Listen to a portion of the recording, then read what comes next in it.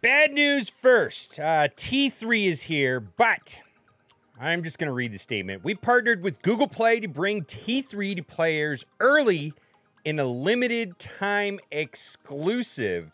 The exact exclusivity period will not be disclosed at this time. However, iOS players will soon have a chance to obtain this popular character from KOTOR. Unlike the K2SO promotion, this is a normal marquee, so everyone gets the same thing in the end. For example, no 7-star character on one platform and nothing on the other. And then it says this, and this is really the highlight of the whole statement. T3-M4 synergizes very well with other droids, but we expect them to rise in utility. We don't expect them to be meta dominant. And then I like this part, at least for now. So that's signaling as to a Grievous rework. Or maybe Droidicas. I don't know. But that is 100% accurate. The droids rely on negative status effects. And all these teams that I have right here rely on negative status effects, which just gets chewed up by Traya. And then also with Bastila, with that 150% tenacity, they're just not going to stick until that initial 200% protection is knocked down. I do want to say this, that I believe there's going to be a workaround for iOS users. When this goes live, and I don't know when, but 80% of the updates go live on a Wednesday or Thursday. I don't know if it's going to be this week or next week, but if there is a workaround, I will make a video about how to get T3 for iOS. I believe there's going to be a workaround. Other thing, too, I want to say is that this is beta footage, subject to change. And my intention for this video here is just to show you the kit. And then I will stream the heck out of these new characters. And if something amazing happens, more videos would follow. I find that in streaming, find out all kinds of really cool things about the stream. Let's take a look at the kit. And I do like the kit, and I do think he's going to make droids better. I don't know. Light side, Old Republic, droid support. Let's just go right to the uniques, and then we'll go to the other abilities. Master Gearhead, check this out. T3 has 100% defense penetration, and droid allies gain 100% of his defense penetration. Additionally, each time T3-M4 starts his turn, he has a 75% chance to inflict target lock for 2 turns on a random enemy who does not already have it. This target lock can't be evaded. This is actually pretty cool with IG-88 and Probe Droid. And this right here is a unique ability. It's almost like a leadership ability for droids, like that. Combat logic upgrade. They gain 8% potency and 8% critical hit chance, stacking each time T3 uses an ability.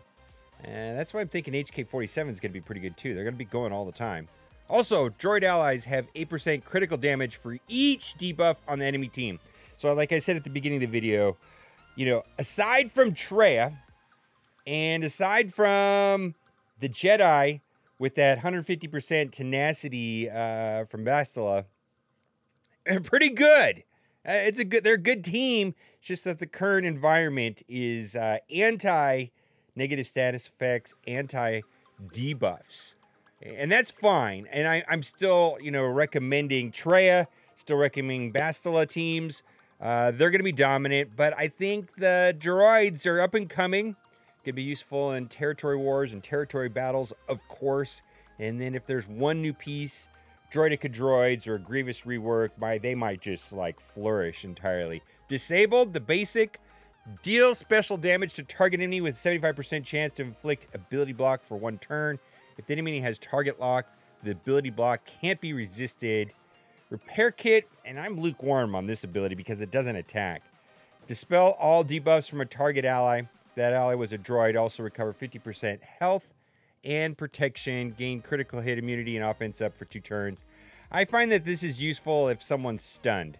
That's fine. And then I like this ability a lot, especially under HK-47 lead. Deal special damage to all enemies and dispel defensive buffs from any enemies who have them. Then remove 20% turn meter and inflict critical chance down and offense down for 2 turns. Target locked enemies can't resist these debuffs. And so that requires 88 or probe droid. Let's just go up against teams that are not Jedi and not Trey, because frankly, these are debuff heavy composition right here, and it just doesn't work. But it's still fun, and we're gonna go and do 3 different teams. And actually, I like this last team right here, which is an all target lock team. We've got an all droid team that we're gonna do first, and then probably the best team is a Jedi Training Rey team, because so much damage. And they hang. They do pretty good. Lots of fun stuff. I enjoy them. Okay, so we're going up against like just a Jedi Training Rey team. So this is very good. Now, normally, under any other leadership, you do smokescreen first. But because of HK-47's lead, doing this right here will give 100% turn meter right to R2. And then I can go right into it. I think it's pretty cool. I had 2 choices there. Because it's an all-droid team, actually, BB-8 becomes kind of like a tank in some ways. I like that. All right. Heal block on BB-8's not a good thing. Let's get a stun if we can. Or foresight prevents that. Watch this ability. Now, we've got some foresight over there, but look at that. And get to go again. Very good. 18,000. This is going to be 2 turns back to back. So I love HK-47 lead. Too bad he's not the best. Maybe an HK-47 rework is needed. That would also be welcome. That's kind of one of the original kits right there. Heal block is unfortunate. If that heal block expires, I'll go to town with this middle ability right here. But heal block is kind of preventing that from being used. Okay, see, we're just kind of blasting through this Jedi Training Rey team. This is going to give 100% turn meter because of HK-47 lead. And let's put that up on L3. Oh, look at that. Fell down on the ground, said, I don't want to play this game anymore. Not a problem. Pretty simple. I'm just saying that this doesn't really work that well against Trey. It does work okay against Palp lead, though, like a Palp, Vader, Nihilus, and so on. You know, without the Trey. Trey changed everything, and the 150% tenacity on Bastila for Jedis changed everything also. So I just want to show how the team works under normal situations, excluding those 2. And then maybe in a live stream, another team will be discovered that does really well. Now, let's just show this right here.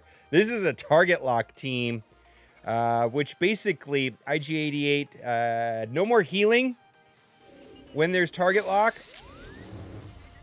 And so if I can get 88 to go off, and, well, that's not going to work, but if we can get some, all right, here we go.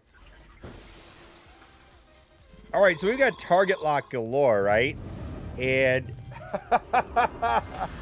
now it just shuts down the whole team. I mean, this is autoplay from here, man. They can't heal, they can't gain abilities, they can't cleanse. They're dead. They're dead. And I haven't fine-tuned the composition for this to work, against Trey or something like that. But it's fun, right? They're dead. This is autoplay now, right? They're just going to fall down from the plague. And it's a lot of fun. And I'm sure that in the streaming and the future testing, there's going to be some way of exploiting this so that, that it's just like bulletproof and works all the time. But right now it's kind of gimmicky, actually. Okay, let's go into Jedi Training Rey lead, which probably is the best team. It's kind of, and that mostly has to do with just how strong the 3 of them together are. We're talking about R2 and BB-8. And 88 and 88 and T3 also help quite a bit. Or L3 would be pretty good in here instead of 88, but I don't really want to put L3. I don't think a lot of people have L3. L3 is relatively new. Probably one of the better prepared characters, and Vandor Chewbacca as well. The rest of them are all kind of lukewarm. I really didn't care for them too much, but this is fun. But this mostly has to do with the strengths of just Jedi Training Rey and getting Illuminate Destiny like really, really fast. We're gonna do it, and why don't we just kind of keep Holdo under wraps over there? And I like using BB-8 as the tank kind of on this, because every time that foresight goes off, you know, there's healing for droids, protection and health actually, with the BB-8's Zeta ability. So if I can get through Holdo, then I can focus on the rest of the team. But we're not going to have a hard time here at all. This is going to go pretty easily. Let's just keep going this way. I think she'll be gone. Okay. Oh, boy. 88 can do some serious damage. He's a glass cannon, though. All right, survive. All right, let's take out Resistance Trooper. This should be enough right here. Oof. Snot. That is pretty... Okay, I need to... Actually, why don't we put stealth on BB-8? We need BB-8 to recharge for a second, and then we're going to blow through the rest of these droids very quickly. Okay. So let me know what you think of the kit. There's going to be a Sith ship video. Be sure to look out for that. Also, if there's a workaround for iOS users, I'm sure there will be. But I got to see how they introduce it and if it actually works. There will be a video about that. Also, we'll be streaming this guy, you know, sooner than later. All right. Now it's time for the giveaway. I really hope you liked this video today, and if you did, you are in luck, because for every single person that likes this video, you will be getting for free an 8-star Optimus Prime. This is not a scam. All right, guys, let me know what you think in the comment section about this being released in Google Play. I'm not thrilled. They did this with K2SO, and I didn't like it then. I don't like it now, but it is what it is. All right, guys, thanks for watching, and keep on gaming.